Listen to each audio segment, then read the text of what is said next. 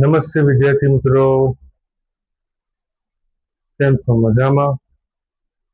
આપણે ગયા વિડીયોમાં પ્રીવિયસ વિડીયોની અંદર આપણે આમનોટ વિશે સમજ્યું હતું અને ઉદાહરણ એક પણ આપણે સોલ્વ કર્યો હતો.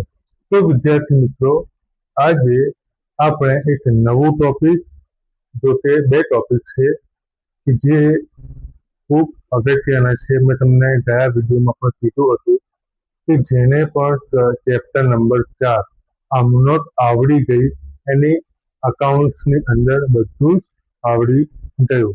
તો વિદ્યાર્થી મિત્રો, આ અકાઉન્ટ્સની અંદર આમનોટ ખૂબ અગત્યની છે. એના લીધે આપણે વિડીયો લાંબી પણ હશે અને સરળ ભાષા અને ટોપિકનું એક્સપ્લેનેશન પણ આપણે ખૂબ ડીપમાં કરીશું, જેથી તમારો કોન્સેપ્ટ વધારે પડતો ક્લિયર થાય. અને તો પણ જો તમને કોઈ પણ ટોપિકની અંદર, કોઈ પણ વ્યવહારની અંદર કે કોઈ દાખલાની અંદર પણ તમને ભૂલ પડતી હોય તો વિદ્યાર્થી મિત્રો, તમે અવશ્ય કોમેન્ટમાં જણાવજો કે આ જગ્યા પર ભૂલ પડી છે, આમાં નથી ખબર પડતી.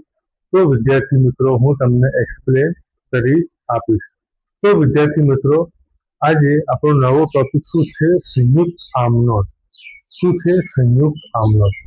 વિદ્યાર્થી મિત્રો, સંયુક્ત એટલે શું? સંયુક્ત એટલે ભેગું. શું? ભેગું. અને આમનોટ, આમનોટનો તમને મિનિંગ પણ ખબર છે, એટલે ભેગી આમનોટ. ભેગી આમનોટનો અહીંયા મિનિંગ શું ગણવાનો કે કોઈ પણ ધંધાની અંદર આપણે રોજિંદા વ્યવહારો ઘણા બધા થતા હોય, રોકડ વ્યવહારો, ઉધાર વ્યવહારો, વેચાણ વ્યવહારો, ખરીદીના વ્યવહારો, નુકસાનના વ્યવહારો, બરાબર. તો આ વ્યવહારો ખૂબ મોટા હોય છે કે ઘણા બધા. કોઈ આખા દિવસની અંદર કોઈ એક જ ખરીદી ના હોય, આખા દિવસની અંદર કોઈ એક જ વેચાણ ના હોય, બરાબર. તો ઘણા બધા ખરીદી વેચાણના નફા નુકસાનના વ્યવહારો થતા હોય છે. તો વિદ્યાર્થી મિત્રો, આવા વ્યવહારોને એક જ આમનોટની અંદર આવરી લેવામાં આવે તેને આપણે શું કહેવાય છે? સંયુક્ત આમનોટ. બરાબર. સંયુક્ત આમનોટમાં તમને ખબર પડી ગઈ. તો વિદ્યાર્થી મિત્રો, સંયુક્ત આમનોટનું હું તમને ઉદાહરણ આપું. 20,000 રૂપિયા ધંધામાં લાવ્યા, 30,000 રૂપિયાનો ફર્નિચર લાવ્યા, બરાબર છે. 30,000 રૂપિયા લેણદારો લાવ્યા. તો વિદ્યાર્થી મિત્રો, આને શું કહેવાય? એક જ વ્યવહાર છે એની અંદર. તો એમાં શું આવે? હું બોર્ડ પર એક વખત લખી દઉં તો તમને વધારે ક્લિયર થાય. જો હું અહીંયા લખું છું, શું છે વ્યવહારમાં? રૂપિયા 20,000 રોકડા, 15,000 નું ફર્નિચર, 5,000 રૂપિયા લેણદાર ધંધામાં લાવ્યા. શું છે? 20,000 રૂપિયા રોકડા લાવ્યા, 15,000 નું ફર્નિચર લાવ્યા અને 5,000 રૂપિયાના લેણદારો લાવ્યા. એટલે અહીં આમનોટ શું થાય? પેલી આપણે આમનોટ જુઓ. ધંધો શરૂ કર્યો આપણે, બરાબર. તો ધંધાને પૈસા કોણ આપશે? ધંધાનો માલિક. જ્યારે પણ વિદ્યાર્થી મિત્રો ધંધાનો માલિક ધંધામાં નાણાં આવે તો માલિકનું નામ જમા થાય નહીં. કોનું ખાતું જમા થાય? મૂડી ખાતે. કોનું નામ જમા થાય? મૂડી ખાતાનું નામ જમા થાય. એટલે 20,000 રૂપિયાનું લાવ્યા, બરાબર. તો રોકડ ખાતે ઉધાર, તે મૂડી ખાતે, બરાબર. આ એની આમનોટ થઈ, એક સ્પેસિફિક પર્ટિક્યુલર એની આમનોટ. બીજું શું છે? 15,000 રૂપિયાનું ફર્નિચર લાવ્યા, ફર્નિચર ખાતે ઉધાર, તે મૂડી ખાતે. પછી 5,000 રૂપિયા લેણદાર, બરાબર છે. તો આપણે લખીશું લેણદાર ખાતે ઉધાર, તે મૂડી ખાતે. તો આ બધાને સંયુક્ત લખવું હોય તો શું કરવામાં આવે? જરા જોઈ લો.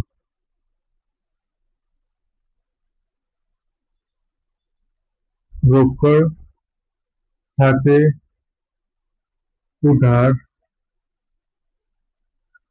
ફર્નિચર ખાતે ઉધાર,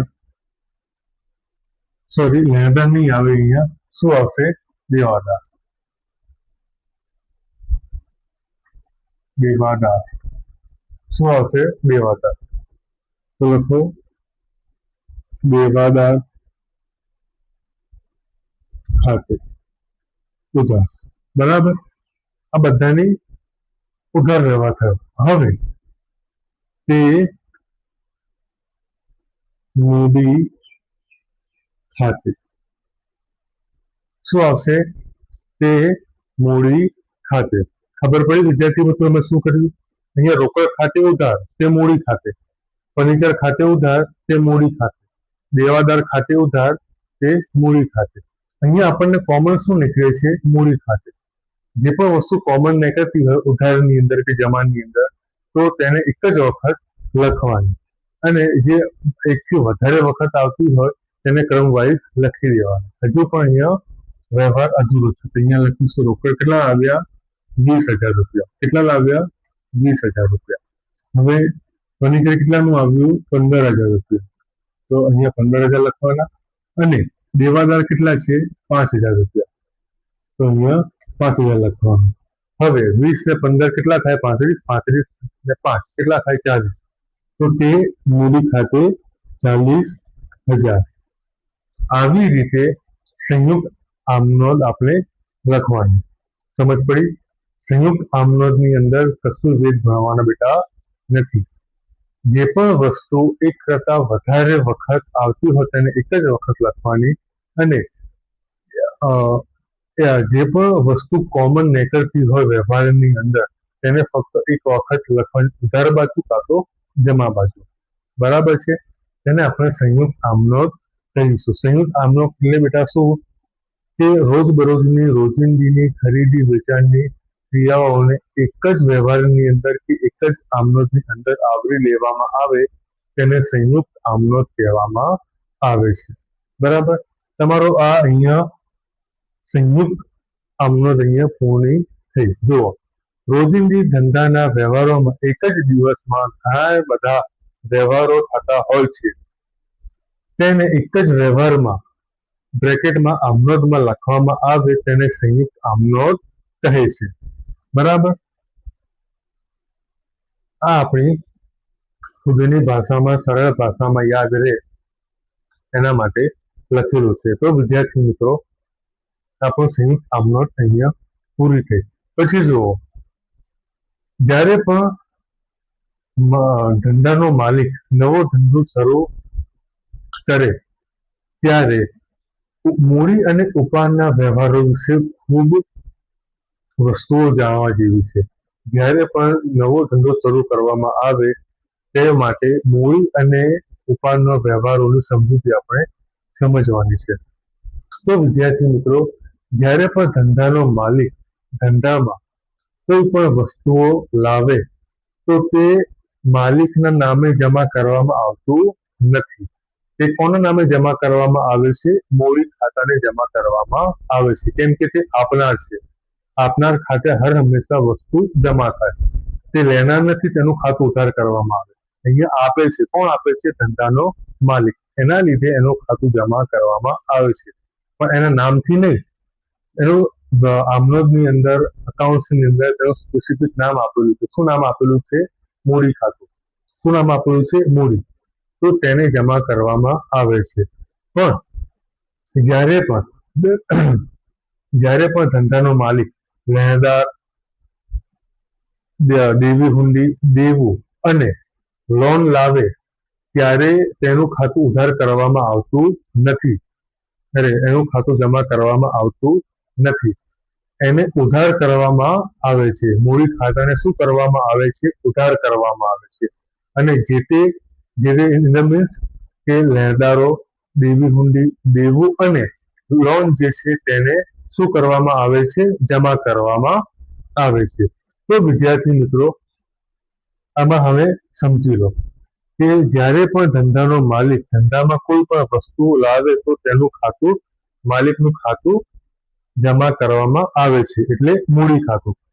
સિવાય કે અહીંયા મેં અલગ કલરથી લખ્યું છે. જુઓ, સિવાય કે લેણદારો, દેવી હુંડી, દેવું અને લોન આ વ્યવહારો ઉધાર કરવામાં આવે છે. મૂડી ખાતે ઉધાર એટલે આ વ્યવહારો ઉધાર નથી કરવાના. કોને ઉધાર કરવાના છે? મૂડી ખાતાને ઉધાર કરવાના છે. જ્યારે ધંધાનો માલિક ધંધામાંથી માલ અંગત વપરાશ માટે લઈ જાય તો ઉપાડ ખાતું ઉધાર કરવામાં આવે છે.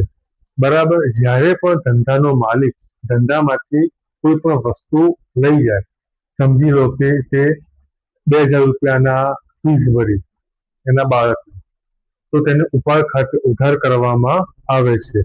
તે કોના ખાતે જમા થાય કે ટ્યુશન ફીસ ખાતે. બરાબર.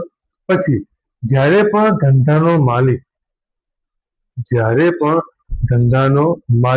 ધંધામાં માલ લાવે છે તો તે માલ આકસ્મિક રીતે નુકસાન પામી ગયો હોય, ચોરાઈ ગયું હોય કે કોઈ પણ અન્ય રીતે જાવક થતી હોય ત્યારે ઉપાડ ખાતે ઉધાર કરવામાં આવતું નથી.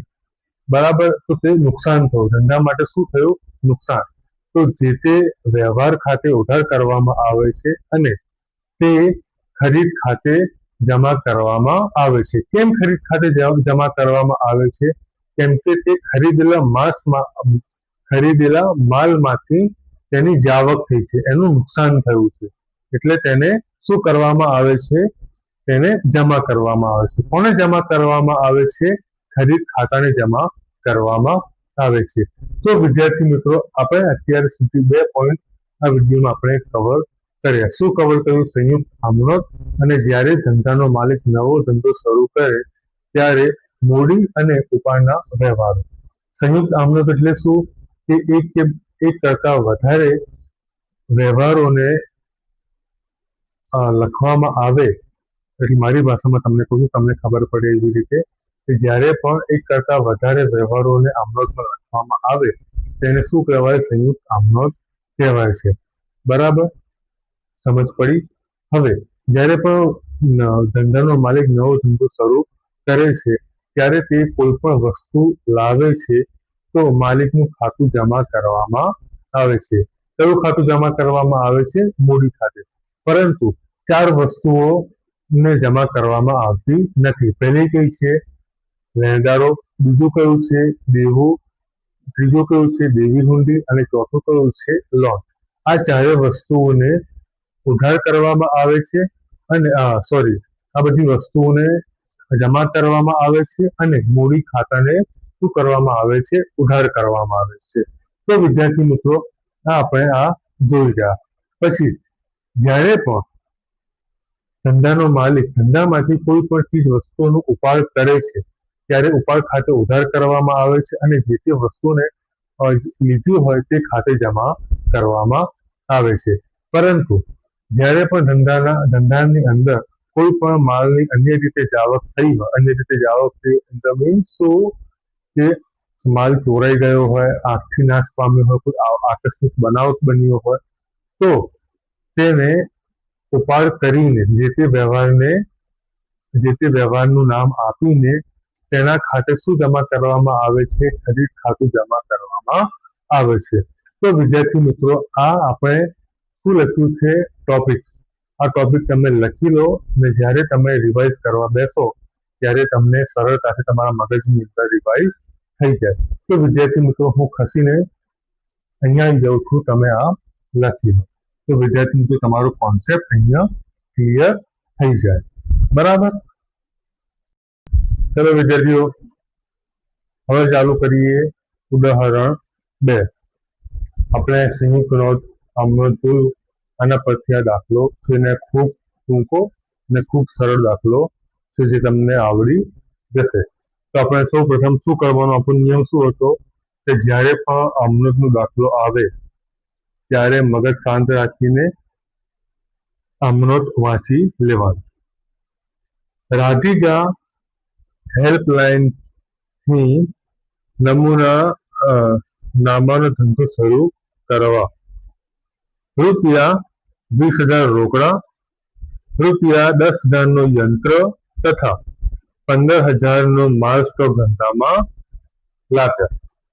શું છે? રોકડ, ફર્નિચર અને ત્રીજું માલ સ્ટોક. શું? કોણ લાવે છે? રાધિકા. તો એ આપે છે. બરાબર. એ આવે છે ધંધામાં, તો આવે તો ઉધાર. અને તે કોના ખાતે જમા થાય? આપનાર કોણ છે? ધંધાનો માલિક. ધંધાના માલિકને રાધિકા ખાતે જમા થાય? ના. તો આ ચેપ્ટરની અંદર એટલે હવેના ચેપ્ટરની પછી મૂડી ખાતે જમા થાય.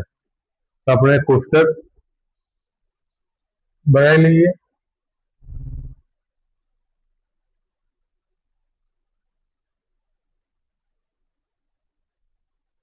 બહુ મોટું બનાવી લીધું છે પણ ચાલશે.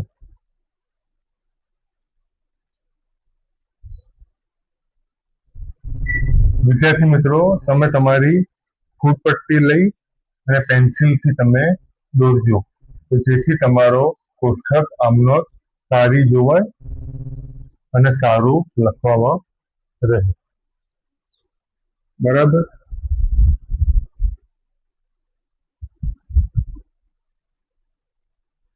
વિદ્યાર્થી મિત્રો, અહીંયા પહેલા ખાનાની અંદર આપણે શું લખવામાં આવે છે? તો કે તારીખ. બીજા ખાનામાં, મોટા ખાનામાં શું લખવામાં આવે છે? વિગત. બરાબર. હવે આ નાના, સૌથી નાનો ખાનામાં શું લખવામાં આવે છે? આપણે ખાપા. શું લખવામાં આવે છે? ખાપા. આ ખાનાની અંદર સેકન્ડ લાસ્ટની અંદર આપણે શું લખવામાં આવે છે? ઉધાર. શું લખવામાં આવે છે? ઉધાર. ઉધાર રૂપિયા. અને છેલ્લા ખાનામાં આપણે શું લખવામાં આવે છે? જમા રૂપિયા. શું લખવામાં આવે છે? જમા રૂપિયા. બરાબર. તો વિદ્યાર્થી મિત્રો, રાધિકાએ રોકડ લાવી, ફર્નિચર લાવ્યું અને માલ સ્ટોક લાવ્યો. બરાબર. તો એની આમનો જ આપણે શું લખીશું? જો કોઈ અહીંયા તારીખ આપેલી નથી. તારીખ ના આપેલી હોય તો ત્યારે ક્રમમાં એક લખીને આગળ વધતા જવું. તો પહેલા આપણને શું આપ્યું છે? રોકડ. તો લખી દો રોકડ ખાતે ઉધાર. ફર્નિચર ખાતે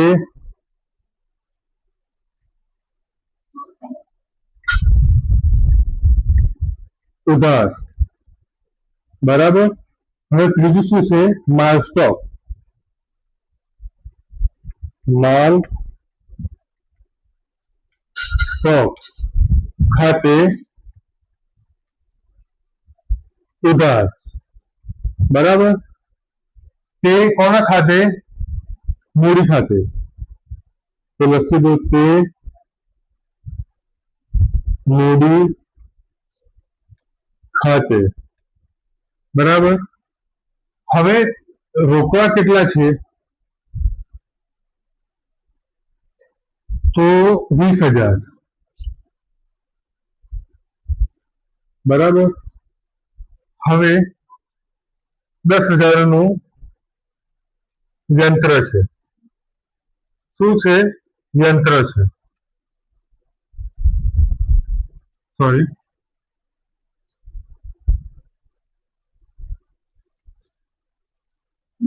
માલ સ્ટોક કેટલું છે?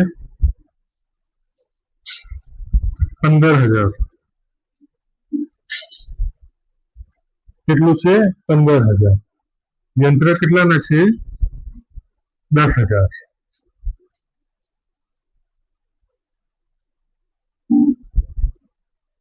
આટલે સુધી આપણને ખબર પડી.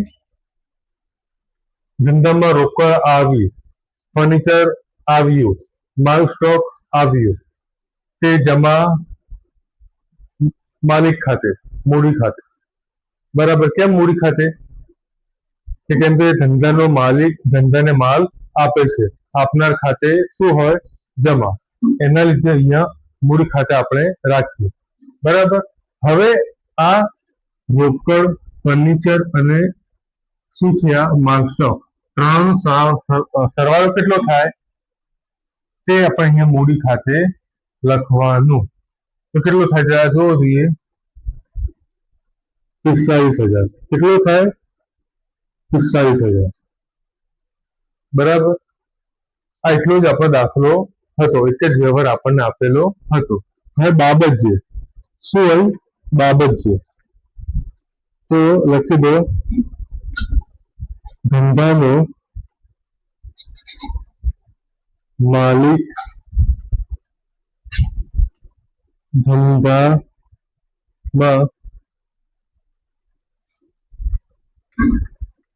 લાવ્યા પહેલા, બરાબર.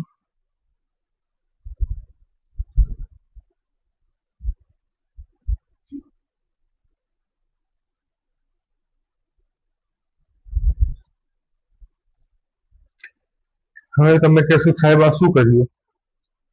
જ્યારે પણ બેટા દાખલો પૂરો થાય એના પછી બંને બાજુનો સરવાળો કરવામાં આવે. જ્યારે પણ સરવાળો કરતી વખતે એક બાજુનું વધારે કે એક બાજુનું ઓછું આવ્યું તો સમજી જવું કે દાખલો ખોટો છે. કાં તો જમણી બાજુનો વધારો આવ્યો અને ડાબી બાજુનો ઓછો આવ્યો તો પણ દાખલો ખોટો છે. બંનેનો એક સરખો સરવાળો આવે તો સમજી જવું કે દાખલો સાચો છે. તો 45,000 રૂપિયા આ બાજુ, 45,000 રૂપિયા આ બાજુ, બરાબર. ઉપર એક લીટી, નીચે કેટલી લીટી? 2. એની સામે શું લખવાનું? કુલ સરવાળો અથવા ટોટલ, બરાબર. વિદ્યાર્થી મિત્રો, આપણે ઉદાહરણ 2 પૂર્ણ કર્યું. તો વિદ્યાર્થી મિત્રો, અત્યારનો આપણો ટોપિક અહીંયા પૂરો થાય છે. તો વિદ્યાર્થી મિત્રો, આપણે આવતી વિડીયોની અંદર આપણે ઉદાહરણ 3 જોઈશું, જે ખૂબ મોટું છે. એટલે ખૂબ મોટું નથી, પણ વધારે પડતું થોડું વધારે મોટું છે, જેના માટે આ વિડીયો બહુ લાંબી થઈ જશે. તો વિદ્યાર્થી મિત્રો, મારી વિડીયોની અંદર તમે બન્યા રહો, જોતા રહો અને પ્રેક્ટિસ કરતા રહો. મારી વિડીયો તમને કેવી લાગી તે જરૂરથી જણાવજો. તમારા ફ્રેન્ડ્સને, તમારા દોસ્તોને કે જે પણ કોમર્સ ફિલ્ડની અંદર હોય, તમે જેને જાણતા હોય તેને મોકલતા રહેજો. મારી વિડીયોને લાઈક કરી દેજો, શેર કરજો અને સબસ્ક્રાઈબ પણ કરજો. તો મળીએ આપણે આવતી વિડીયોની અંદર. ત્યાં સુધી બન્યા રહો.